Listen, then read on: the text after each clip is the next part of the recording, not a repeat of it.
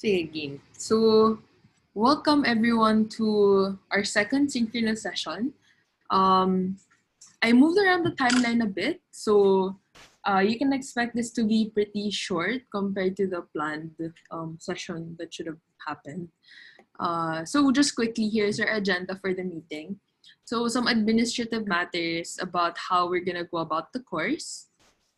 And Module 1, a recap and some additional topics.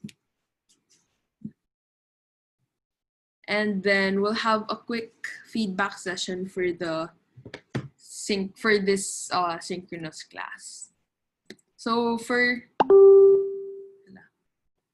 the administrative matters, first of all, diba, I told you before na we'll have parang module feedback.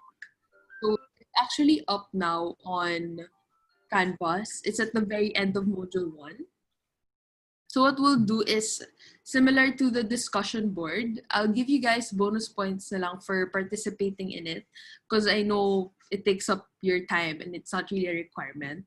But I do hope you will participate in it because I think that's important for our team, for the DECSC 25 team, to be able to improve the course further, especially for first and second sem.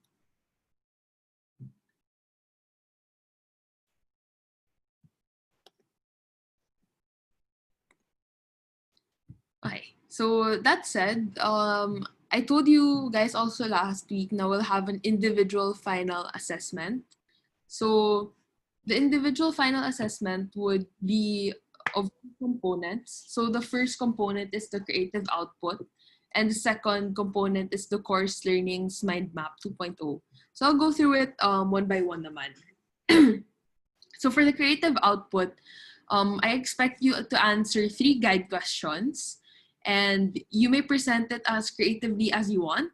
So take note for this na lang, I'll be grading the creativity of your output as opposed to, let's say, the project proposal or any other requirements where I'll allow you to present creatively if you want, but it's not really a requirement that you do.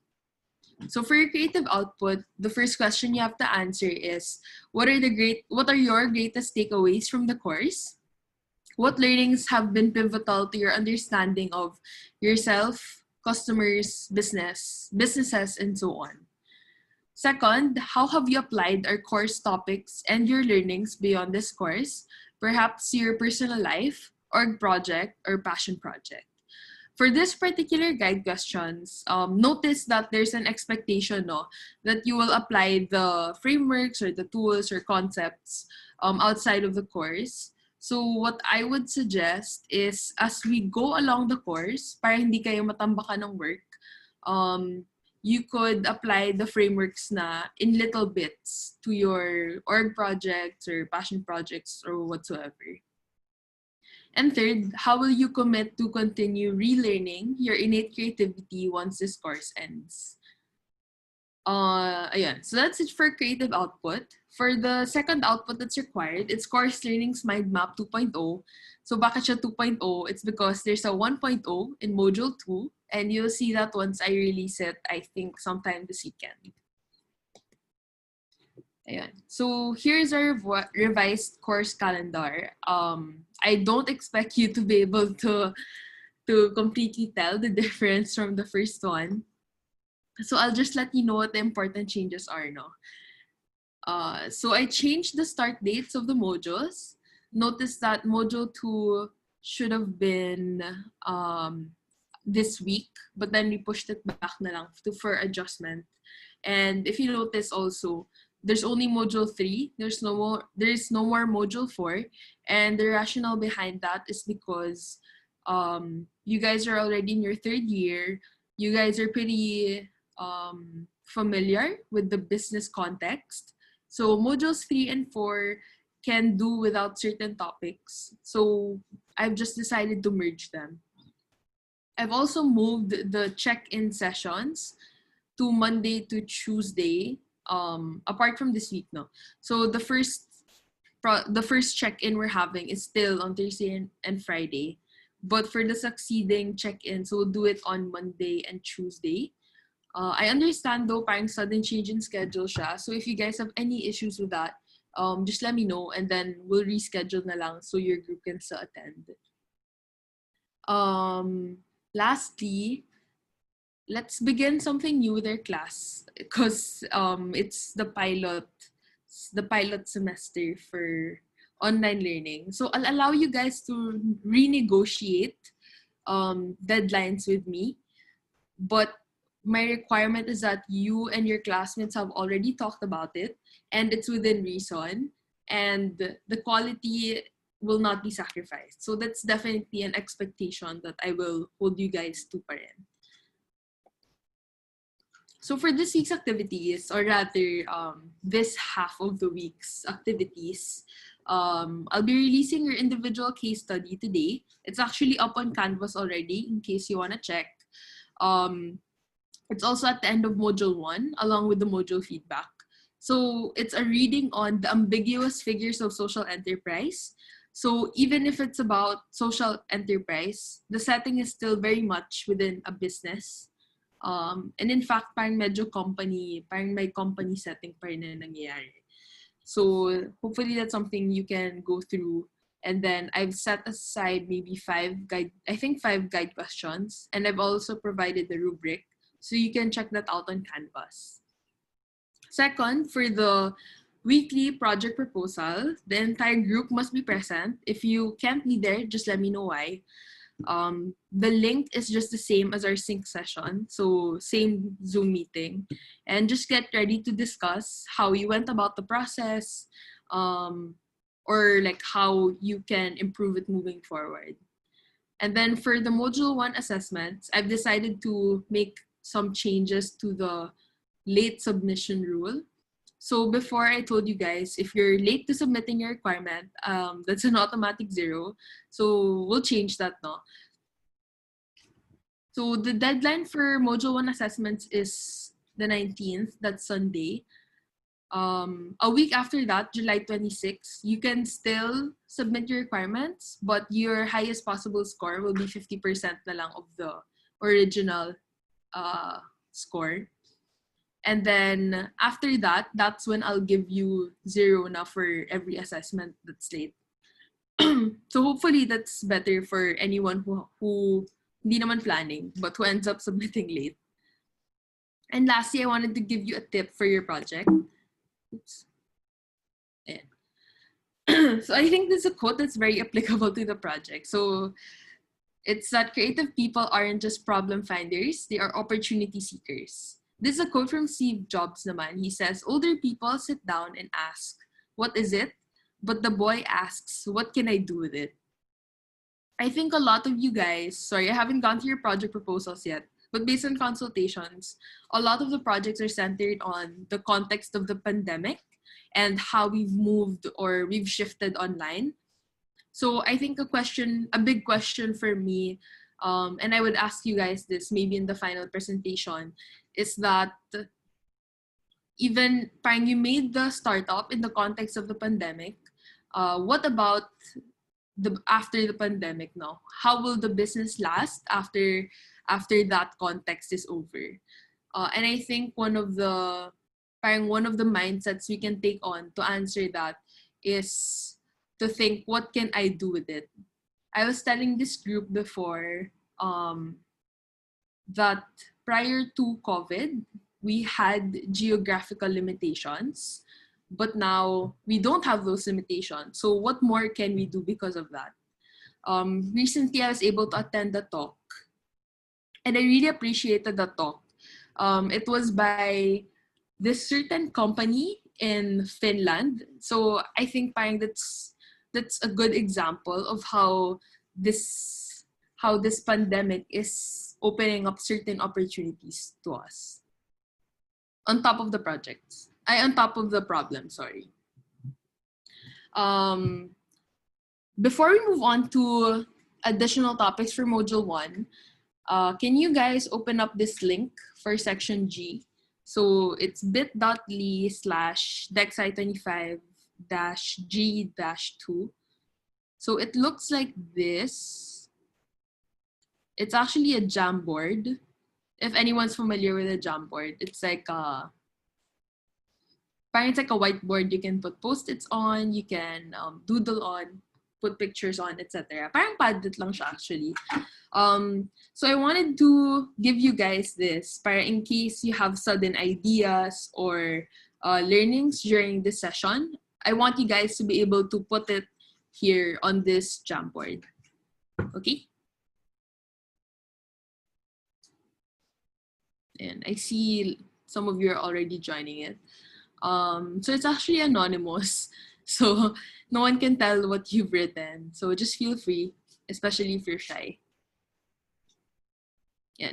So for Module 1, I guess a lot has been said naman na in the Canvas course, especially on my end, because I was part of the team that created it. So I wanted to share with you or to synthesize Module 1 through what you've learned, or at least what you're sharing that you've learned. So 4 things that I found very striking in the course learnings Padlet. So first, it's about asking the right questions. You start broadening the questions to leave more solutions open. I think one of the tendencies we have kasi is we try to get the specific, we try to have the question as specific as possible so that we can have quote unquote the right answer to it. But there's also so much beauty in having the question so open-ended, because that way, that's how we can unleash our creativity when we're looking for solutions. Second, even an accountant has that spark of creativity in them.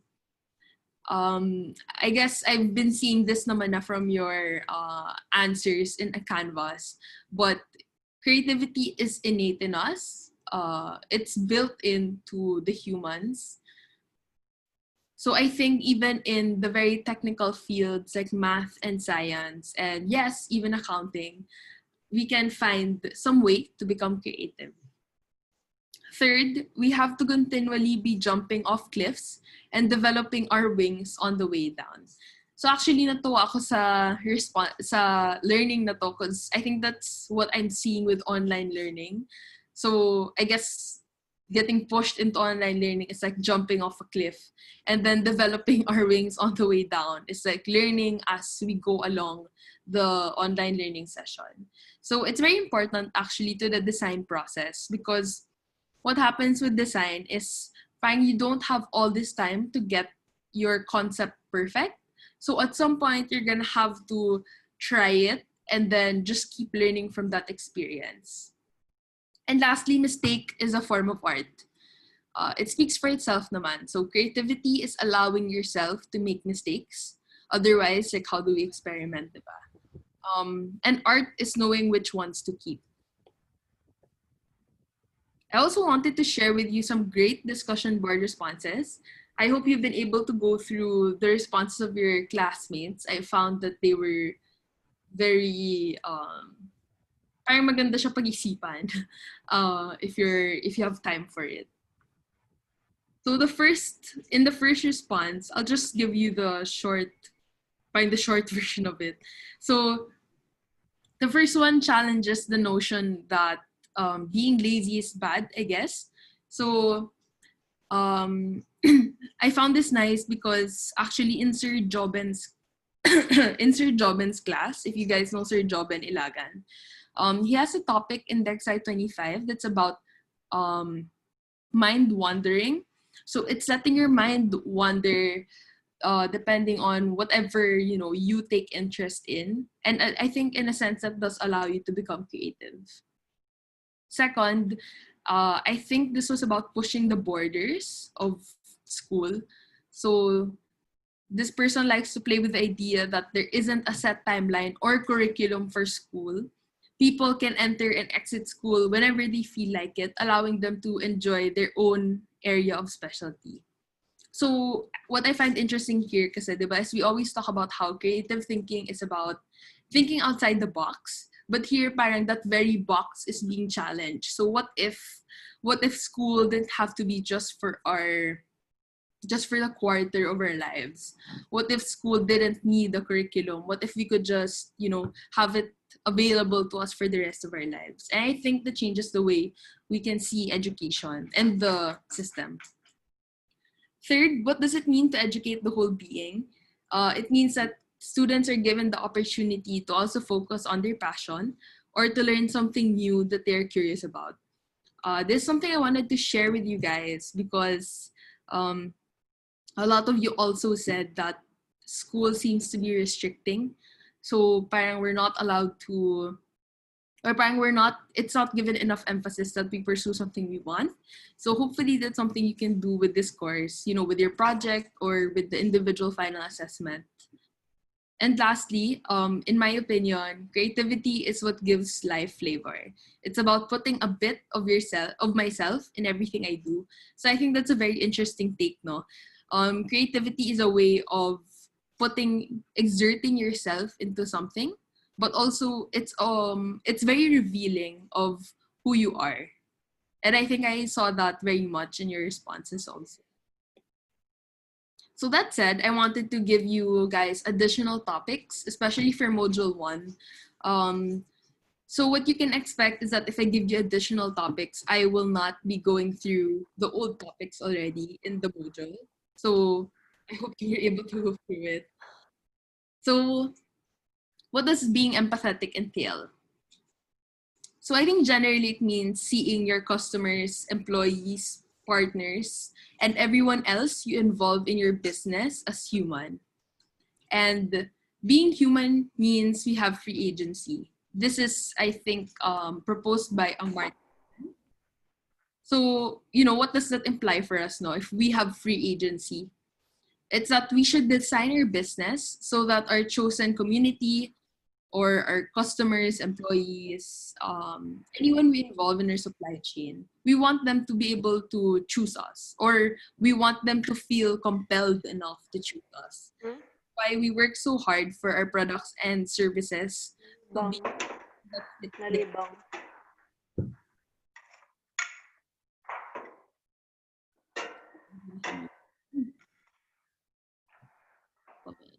Ay, never mind. Okay. And just to reiterate what Simon Sinek said, no? So people don't buy what you do, people buy why you do it. This is very important in the context of our personal lives, but I think equally important in the context of an organization, because if you don't establish why you do things, it's very easy to come up with a lot of answers to the what's that aren't appropriate to the problem we're solving. So I think being empathetic also entails asking if we can be open to being wrong, or can we be more open to being wrong compared to our openness now. I wanted to share with you guys this my immersion experience very quickly lang naman. I had my immersion, I think 2 years ago, in a community in Manila, and the assigned area was for reproductive health. So top of mind, how can we solve an issue of parang teen moms having children quickly and having, more children than they can take care of. So in my head, it was like, okay, let's give them contraceptives and family programs. And I think, maybe that's something that really may be lacking, but I think that's it. So for my immersion, it was not live-in naman. So I went there for 2 days and I talked to the people there. I had an interview with three teen moms, and then the rest of the community also. So I'll just tell you parang the different ways I found myself absolutely wrong, and I feel like maybe that's parang these reasons that proved me wrong could also help you understand why we have to be open to being wrong. So first, they didn't even know that they could get kids through intercourse. So I think parang we assume that this community knows certain things, but in fact they actually don't. When in our circles, that's standard common knowledge naman. Second, it's very normal for them to do this on their first or second or nth month, sorry. And that's the culture that they really have. So in a sense, there was peer pressure. Third, this was a very pivotal moment for me. So I stepped into this house, which was the size of around 1/4 of a classroom. I think for some of you, parang for some of us, or a lot of us, that's actually like the size of your bathroom na. That was a home to 8 people. And it couldn't fit everyone at night. So, that family, they got creative about how they would go about it. They did shifts. So in the morning, the teenagers would sleep there, and then at night, it would be the children who sleep there, which asks the question, where do the teenagers stay at night? So either they're with their partners or they're with their friends. And I think finding that kind of culture, that kind of environment, really makes you more prone to these issues.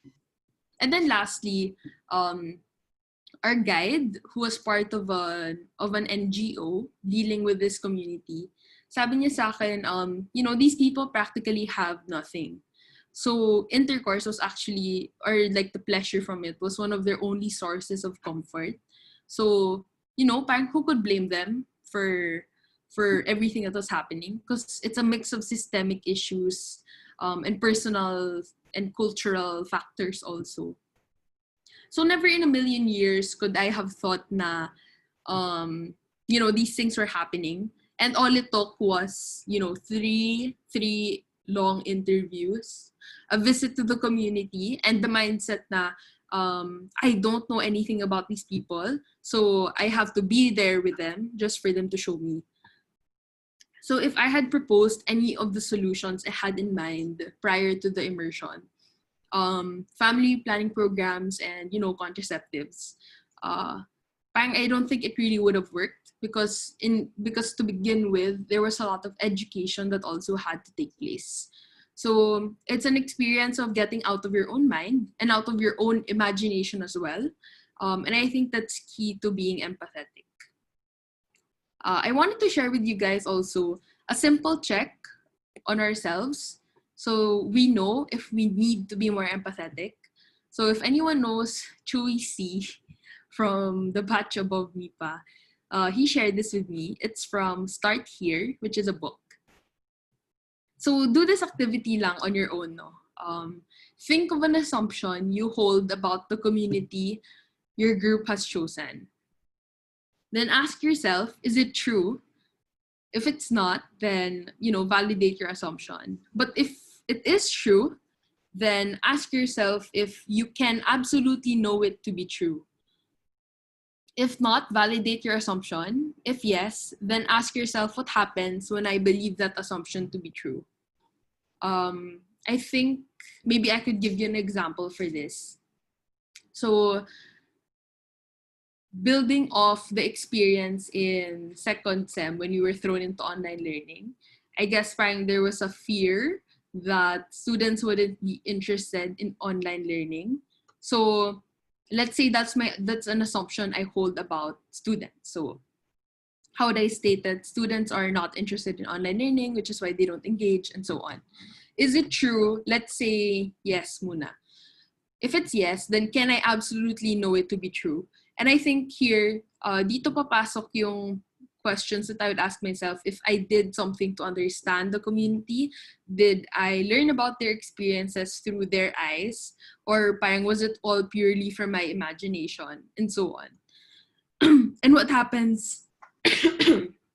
Sorry. And what happens when I believe that assumption to be true? The impact here is really a lot on your solution, actually. So when you believe an assumption is true and, that assumption happens to be wrong, then you could really come up with inappropriate solutions. So here's a sample model or like a sample of what an empathetic business might look like. So this is Uber Eats, but in the context of the US, because unfortunately, there's no more Uber here. So in the US, Uber Eats, not just in the US pala, but Uber Eats operates in over 80 cities globally. each with its own food culture, city infrastructure, and unique set of logistical challenges. So I'm sure you know this naman, you had LAS and all, but the culture could really vary from country to country. And of course, it would also vary from like within the cities in the country. So for example, you're trying to cater to let's say Bangkok versus London. So Bangkok would be very into street food, and London is more into high-end restaurants. So that changes the way you would try to recruit restaurants or go about your business if you're into food. Secondly, our customers include delivery partners wanting flexible ways to earn money, restaurant workers interested in improving and expanding their businesses, and everyday people looking for a bite to eat. Um, Actually, medyo unnecessary part of the description na siya, but I included it anyway. And the point in that is because the way they describe their customers, it's really about who they involve in the business. It's not just about who books orders for Uber Eats or or who provides the food. It's also about who delivers the food as part of our supply chain. So according to Uber Eats, why do they empathize? And I think this applies to absolutely every business that exists in the world. Sitting in our offices in San Francisco or New York, we can't truly understand the experiences of a person on the streets of Bangkok or London.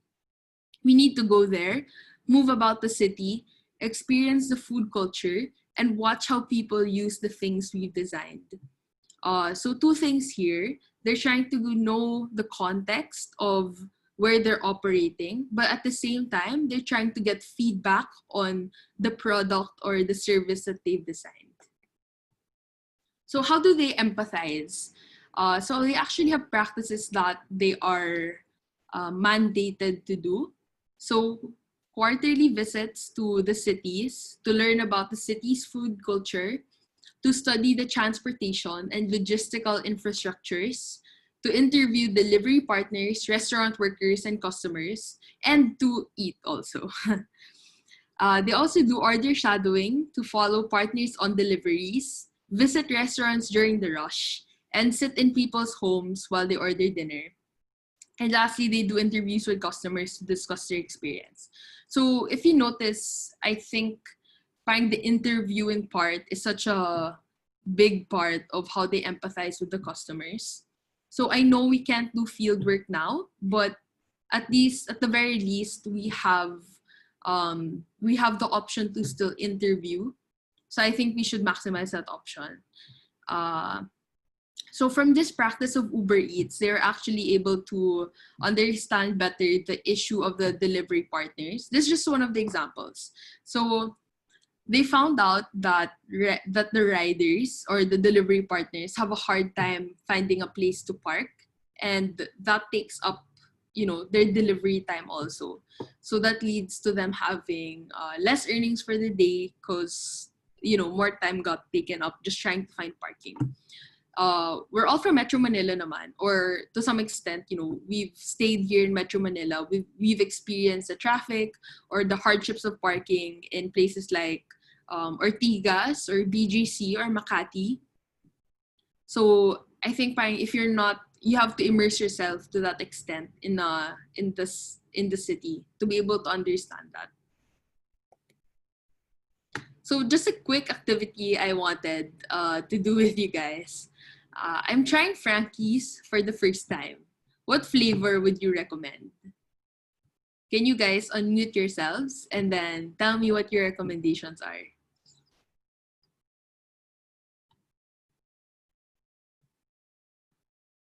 Oops.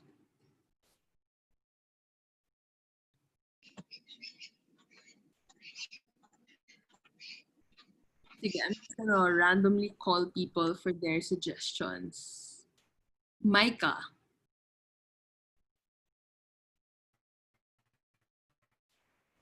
Spicy.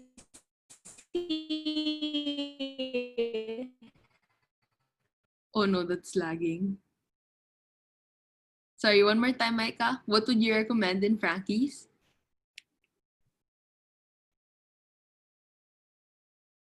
Sige, I think Micah's net is a bit down. Let's ask Bianca. What would you recommend sa Frankie's, Bianca? I think salted egg. Oh, that's actually the same answer. Yeah. How about you, Nathan? What would you recommend at Frank? Spicy. Whatever's the spiciest. Ayun, now that we heard. Whatever is the spiciest option they have. Okay, got it. Thanks, Micah. How about everyone else? Nathan, what would you recommend at Frankie's? Garlic parmesan. Oh, okay. I see. Okay, mas varied yung recommendations niyo. So, I hope everyone else was able to come up with a recommendation, kahit in your own mind, even if you weren't able to share it to the class. So can you take a moment to think about why you responded that way? Like, why would you recommend, salted wings or the spiciest flavor or garlic parmesan or whatever flavor it is you had in mind? And just hold on to that thought process as we go on to the next slide. So I was studying for a class and then I came across this article that says, that captures it perfectly. It's from HBR and it's about the dangers of putting yourself in the customer's shoes. So it's about experiments done by Imperial College in London. And their proposal is that empathy activates your own consumer identities and personal consumption references. When we're trying to think of what the customer is feeling, I think it's also just as natural for us to think, what would I feel or think if I were in their shoes? And to some extent, that's okay, right? But then the trouble with it is sometimes we become egocentric. We push our own wants and needs to the person or the community that we're trying to serve. So I think that example of Frankie's, I just wanted to have like a more common example to everyone. So think of the times when you asked a friend what to eat at a restaurant and they told you, try this, it's so good. Think back to your own thought process also of why you recommended whatever flavor of wings it was a while ago. So, will we like what they like from the restaurant? I think medyo lucky lang na favorite ko yung salted egg. So, but what if I can't eat like salted egg? No. Think of it this way. What if instead of recommending what they thought was good immediately, the friend first asked you questions to figure out the dishes that would fit your taste? So, with wings kasi there's such a wide range of options. So do you want it sweet or savory? Do you like spicy food? Or you can even challenge like, what's the price range ba dapat? Because in 6-piece, 12-piece wings, you could recommend a different restaurant altogether.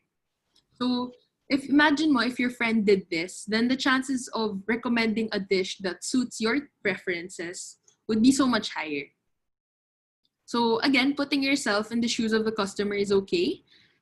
It shows an effort to understand what they're going through, but the danger begins when we believe that the thoughts and feelings we're simulating from them, it's actually what they think and feel. So if we start believing this, then we fall into this trap. Na we're believing our imagination can substitute the actual customer that we serve. So yes, put ourselves in their shoes. But at the end of the day, we have to acknowledge that, they're human. And I don't mean this to be very philosophical now, but, like humans are very unique in their own ways of thinking and feeling. And because that changes, from person to person, it changes within that person over time also. It's really hard to truly, fully understand a certain human, much less, a community that's made up of different kinds of humans. So we judge them based on parang their shared experiences. So we can imagine or pretend to be the customer of our business, and that generates some level of insight. But the reality is that, parang we cannot substitute our customers, and we do not represent them either. So we have to come in with a mindset that they have to be able to represent themselves, which is why we need to interview them. We need to see their day-to-day lives and experience whatever it is they're experiencing. So how can we keep ourselves in check now? How can we mitigate this becoming egocentric? So it's actually just really a matter of becoming aware of your biases. So for example, I guess for me, like if we're talking about general biases, for me, I'm aware that I have a particular bias towards, let's say, anything that's corporate sustainability. But because I'm aware of that bias, I can check whenever I'm allowing that bias to steer me away from considering other good options, or to see things from a more objective manner. So 2 questions that you can try asking yourselves. 1, am I projecting my consumer identity onto my consumer? 2, is this what the customer genuinely wants? So for the first question, it's more of the self-check on your bias. But for the second question, it's more parang the attempt is to bring you out of your bubble and to bring it back to the customer, and what exactly is their problem that you want to solve, if the problem was identified correctly. So when we take on this mindset na, we cannot fully understand the customer we're trying to serve, I think that's a good thing, because our view then becomes more customer-centric. Customer-centric in the sense that we're constantly trying to improve our product or service to better serve the customer. So this is the design squiggle. I'm not sure if anyone else has seen it, but this is a metaphor for the design process. So actually, I'll talk to you more about it, but module 2 is about this design process. So in this design process, we go from left to right. That's how we interpret this squiggle. So at the start of the design process, which is the left side of the squiggle, everything's so messy, right? Because you're trying to understand your customer. You're taking in so much data, so much interviews also about their experiences. And at the same time that's all happening, of course, we can't help but think of, different solutions that we can try to offer them as they tell us what their problems are. And then as we're developing those solutions in our head, we also come up with, further questions to ask them, like, what is it about this, or why does this happen, and so on. So that's why it's a big chaotic bubble, because you're really dealing with so much data and information in general. And then the middle part, you notice it narrowing down. So at this point, you're getting a clearer picture of what the problem is. You're getting a clearer picture of the solutions that are worth pursuing. At this point, you can also eliminate whatever you think is not worth pursuing, and maybe combine ideas to make them better. And then at the end of it all, which is the right side of the squiggle, you come up with just one product or service that you will offer to the customer. Can be several, but the point is that you have already set your mind on this one thing that you're going to give them. So a while ago, I was saying now we should have a customer-centric mindset, right? So the reality is that, with the design squiggle, it's actually this squiggle over and over again. So after you reach the end, after you're done proposing something to the customer, you go straight back into the chaos of it. So then you can start to understand your customer better again. And additionally, you start asking the questions like, how well is my product or service serving the customer? What can be improved? What are the problems encountered? And then, you come up with solutions, you improve it, and then you roll out those features to your product or service, and you do that again and again. So it's very important to be able to do these iterations quickly, because otherwise, parang your business won't really survive. So if you're imagining it, parang just to make it more relatable, if you're imagining it in the context of online learning, imagine if hindi nag-shift to online learning agad yung school, then you missed a semester. So essentially, parang you're kind of missing out on an entire school year, because your schedule gets kind of screwed up. So that's what happens when we're not able to adapt quickly. In Module 2, we'll be discussing the creative process by Mihaly. So the creative process is about, the different steps we can take in trying to solve a problem. I won't detail it here because this wasn't meant to be an overview. But since we have time, I'll share it with you na. So Module 2 is about the different steps, no? But a note as you go into the Module 2 is that these steps are steps purely because we have to teach it to you somehow in the structured manner that we are used to. But the reality is all the steps in the design process are actually happening. So actually, if you think about it, when you're coming up with a product or service, there are times when you come up with the product or service already, and then you go back to the customer, and then you ask them, would this work for you? What could we improve about this? So I think that's a perfect example of how the different stages in the creative process can overlap. Yeah. So that's actually it for Module 1. I wanted to give it more emphasis because I think that's what's kulang with business majors nowadays. I guess maybe a bit more contextualized to ME also because, we tend to be so centered on data. We love our Excel spreadsheets. We love our databases with good numbers to back up whatever it is we're proposing. But it's very hard to also figure out who are the people behind the numbers. So that's why we're putting a lot of emphasis on Module 1. Ayan. So that's actually it for the additional topics. At this point, I want to ask you guys if you have any questions. If you have no questions, give me a thumbs up. If you have questions, then you can chat me, and then you can chat me or you can unmute yourself, and then we can answer your question.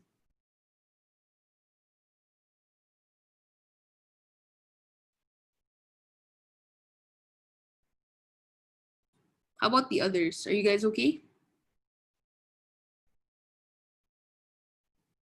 Are you guys okay pala with the timeline, with the revised course calendar? I don't think I can accommodate all the math long tests, but yeah. Anthony, how are the module assessments gonna be like? What do you mean module assessments? Is this what's due? Is this about the module assessments that are due on July 19? Yes, ma'am. Like in the course calendar, there's module 1 assessment, module 2. How are they gonna be like? Like what's the, I guess, setup? So it's actually not a test of any sort. So, diba, throughout module 1, you're answering a couple of things. You did the reflection paper on wicked problems. You did the how creative are you quiz. So, yun yung mga module 1 assessments. Okay. Thanks, ma'am. Basically, dapat by July 19, you're done now with module 1 as a whole. Okay. Anyone else?